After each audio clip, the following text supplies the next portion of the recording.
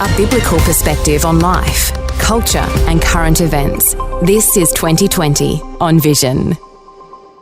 As promised, Mandy Worby and her husband Ian were part of an Anzac solidarity mission to the nation of Israel. They have literally just returned to Australia a few days ago, and I'm really keen to hear Mandy's thoughts and impressions and experiences in the nation of Israel. So we welcome Mandy into the studio now. Mandy, welcome. Hi, Andrew. Nice to be here. It's great to have you, Mandy. And obviously, since October 7, Israel has featured so prominently in the news.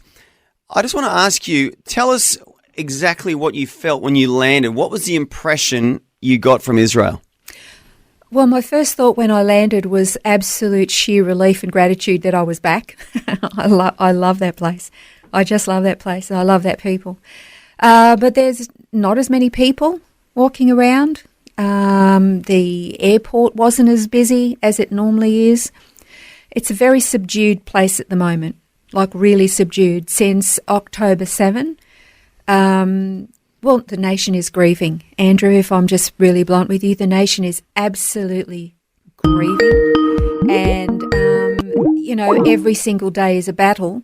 And I don't just mean, a military battle. It's a battle for them emotionally and psychologically.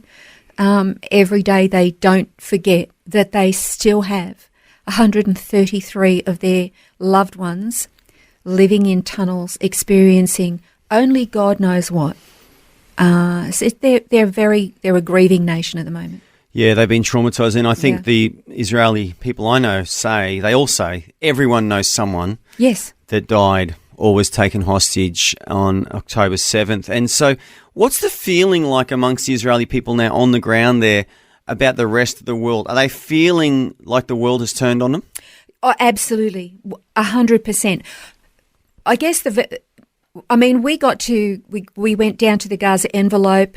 I went to the Nova Festival fields, which was very hard. We went to two kibbutzim, Kfar Azar and Nir Yitzhak. We're going to be doing some restoration work with one of the kibbutzim there. We went to the city of Sderot, which was attacked. And then we went further north, very much close to the Syrian border as well, the Syrian-Jordanian border. And we did some volunteer work on a raspberry farm there to help one of the farmers, because most of the reservists and workers, they're all called up. Hang on, that's interesting. So, we sometimes just think, Israel's at war in Gaza, but there's real impacts there, isn't there? So people who are farmers who need labour, they don't have enough labour to pick the fruit and the vegetables that they're growing. Yeah, in fact, at the moment, there's quite a large number of people from India coming in. They just want to come in and work. They're going to come in, work and help with that issue that Israel is facing, because the reservists have been called up, and so many people are displaced. They can't do their normal jobs. It's a really tough situation. But when you asked me how the people feeling, everywhere we went, we spoke to, again, the people at the kibbutz. We spoke to survivors of the attacks.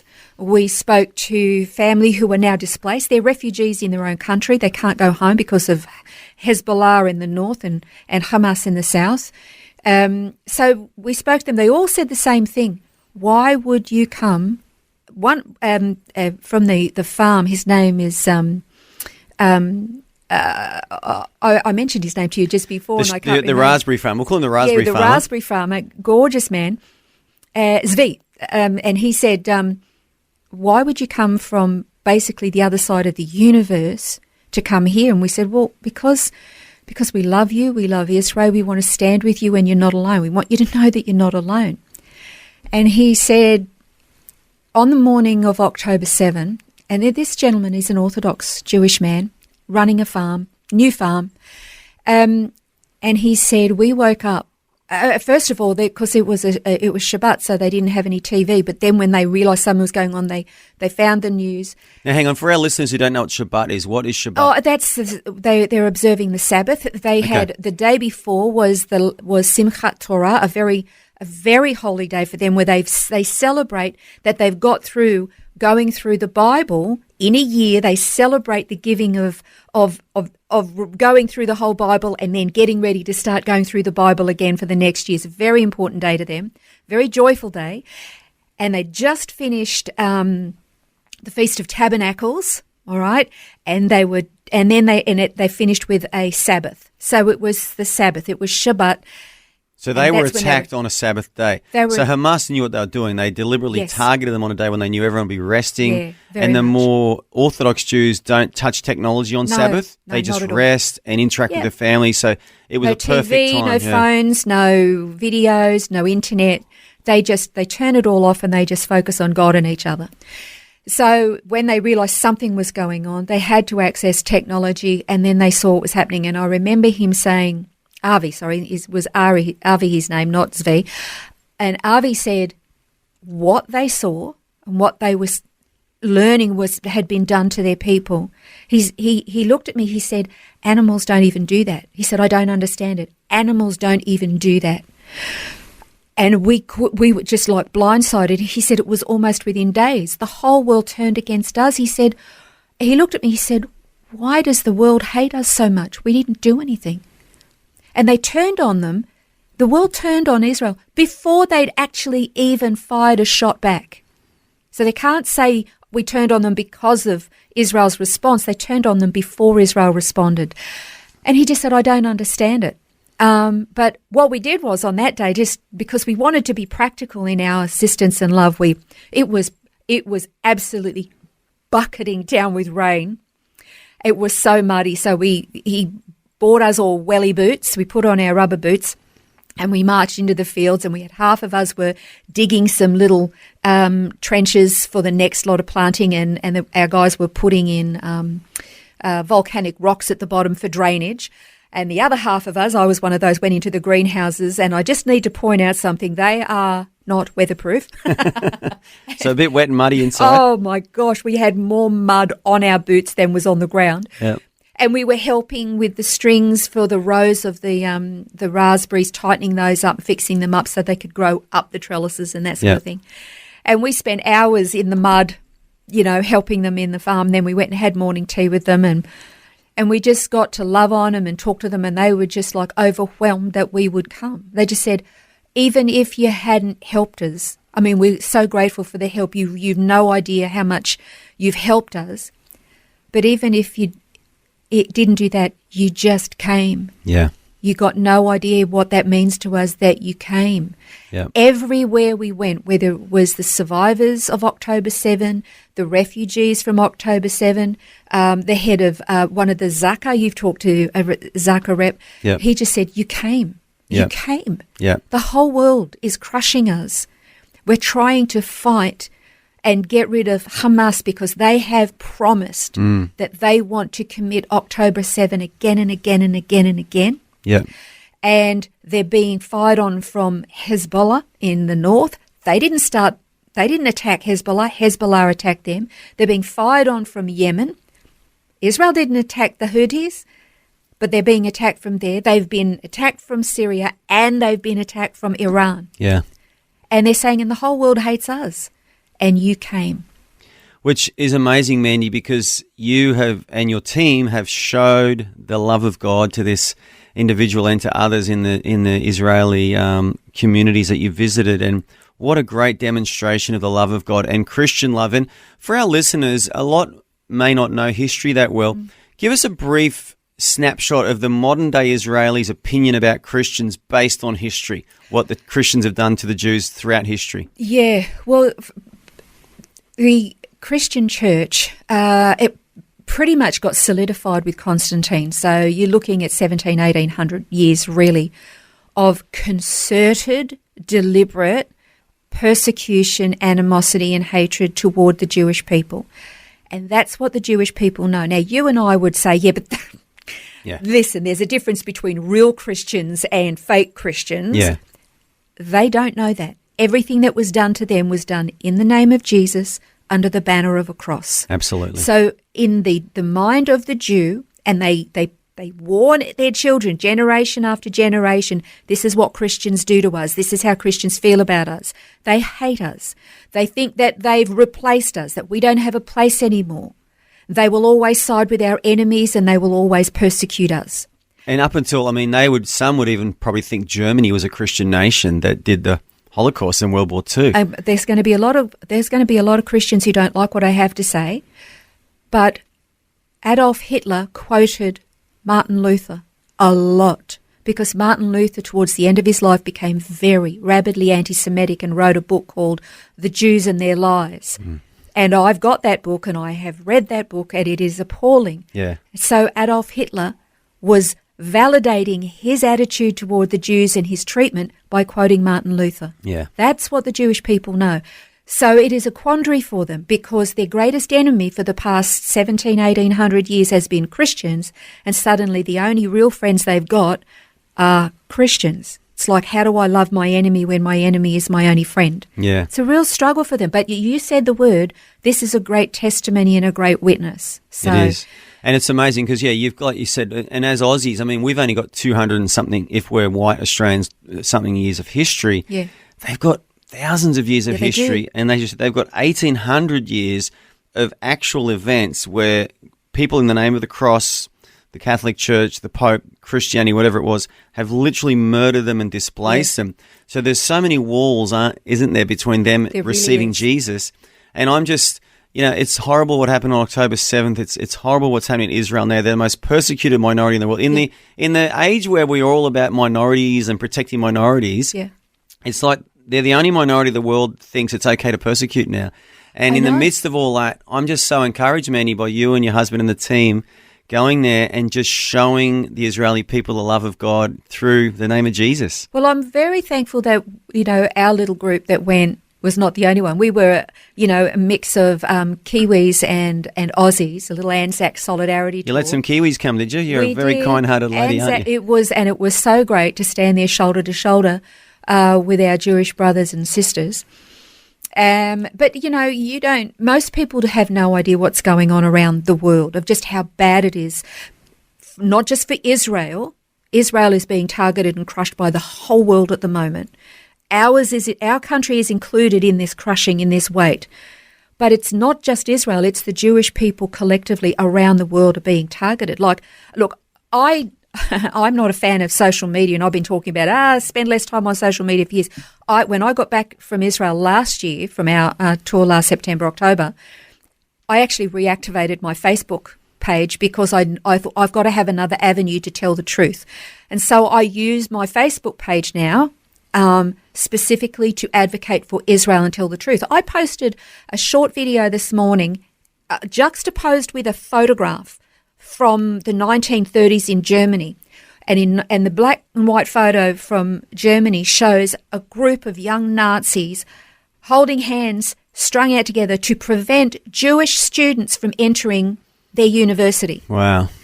And then there's a video, and I believe it's from Columbia University in America, where pro-Hamas students are barring a young Jewish student from entering the building. Yep.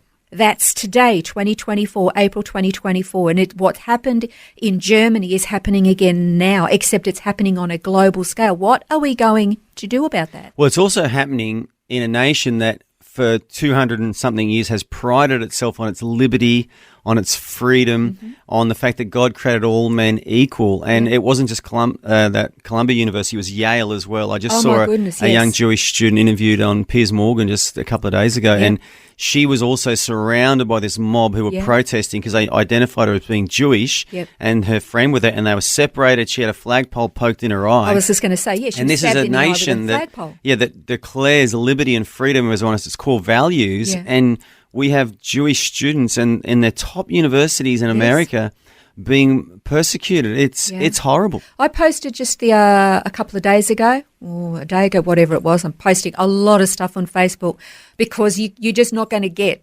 You're not going to get this information anywhere. You just won't get it. So I posted, and it was a list at the moment of universities that have massive issues at the moment with anti-Israel, anti-Semitism, and pro-Hamas, pro-Palestinian activists on their campuses, and it's a huge list. There's a massive problem. Yep. And that's why it's really important for Christians to stand up and speak up, not be silent. Look, I understand that sometimes people just want to be quiet because you don't want to upset the other side because they can be very volatile and they'll come after you. I would like to encourage my Christian brothers and sisters to please develop a spine of iron. You know, we have to take a stand. Albert Niemöller, who was in Germany during the war, and I'm not going to get this exactly right, but he made a statement because when all of the stuff was going on in Germany with Hitler and all the rest of it, and the Jews were being marched off, and he didn't say much until he finally did, and he ended up in prison. He did survive, but he made a statement. He said first they came for, the socialists and the trade unionists, and I didn't speak up because I wasn't a trade unionist. Then they came for the socialists. I didn't say anything because I wasn't a trade unionist. Then they came for somebody else and I didn't speak up. Then they came for the Jews and I didn't speak up because I'm not a Jew. He said, then they came for me and there was nobody left to speak up for me. Wow. What a quote. We have to, it's on his headstone. It's his epitaph on his headstone. We have to speak up and take a stand. You don't have to agree with everything about the Israeli government and their policies. But in this particular situation right now, they have a righteous, just cause. I was in Jerusalem when Iran sent those rockets across. And God performed a miracle greater than the 6-day war. And it's been calculated now. Let's talk about that. Yeah, the physicist. What did he say when he made those calculations? Yeah, because he actually sat down and he was a Jewish physicist, and he sat down. He did some calculations. You know, when you get these mass experts and they look at the statistics. Yeah. And he came away blown away. He said you had 350 cruise missiles, surface-to-surface missiles, and drones, suicide drones, sent from Iran, all at the same time. And in a coordinated effort, France, UK and America, as well as Jordan and Saudi Arabia and Israel as the majority, coordinated to the second in different places, different countries, in different ways, with different equipment, and they coordinated and they literally took all these missiles and drones out. It was about 300, wasn't it? 350. Incredible. 350. Right, 350. And they were all intercepted bar, I think it was about 2 or 3 that hit the Netivim base. And it literally it put a hole in the side of a road, and the Netivim base continued on. And the only injury in that was from shrapnel from an interception that actually, unfortunately, injured a 7-year-old Arab Bedouin girl who's had 2 surgeries, I believe. She's okay.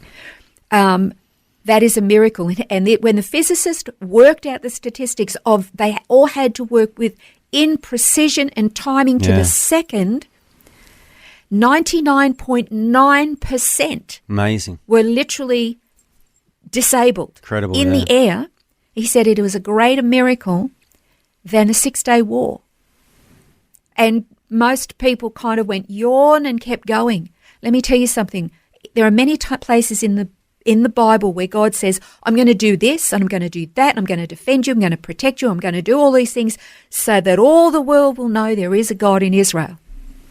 And you know what the world does? It yawns, it goes on to the next news cycle, and it fixates on something else that an Israeli did. Yeah.